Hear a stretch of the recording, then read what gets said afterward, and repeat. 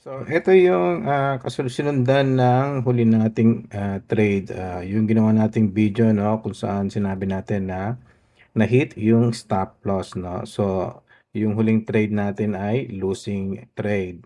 Ngayon, ito yung mga sumunod na trade pagkatapos nun. Natalo tayo ng Monday ng $144.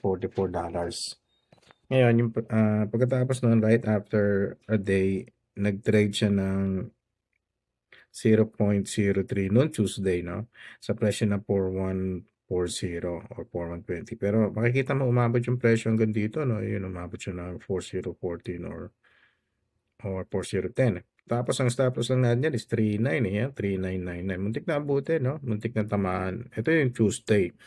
Pero kaninang umaga nagpasok na naman yung robot natin ng dalawang trade. Makita niyo 0.01 ayun 'no, dalawa. Dalawang robot yung pumasok niya 'no.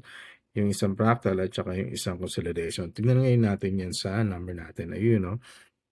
So makikita natin yung unang-una buy 03. Siyempre, yan yung naunang trade. Nagdoble yung lot size niya. No? Kasi nga, losing trade tayo dun sa nauna.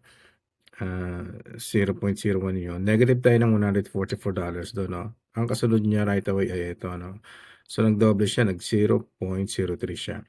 Pagkatapos nun, nag-trade yung fractal robot natin. Ayun, nakalagay fractal breakout. Nakuha siya sa 4106 na presyo. Ang TP natin dito is 4307. No? Nasa 2,000 points din yan. No? So, kulang-kulang $200 yan. And then yung consolidation breakout natin, ito yung malaki, no? Kasi ang presyo niya na nakuha siya is 4121. Pero tignan mo yung TP, tignan mo yung take profit natin, 5413, no? Malaki yan, nasa 12,000 points yan, no? Siguro, nasa 1,200 to kung mai-hit natin yan, no? Hintayin natin, bantayan natin itong trade nito. Exciting ito kasi malaki ito. Kung sakali mag-positive at pagtatamaan niya lahat ng take profit natin. No? Ayan, tingnan natin yung chart again.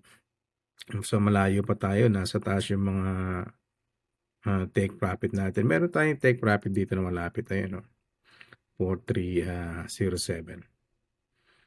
Okay, ito siguro yung 0.03. Ayan, 43, TP 4307. So, ito yung trade na buy 0.03.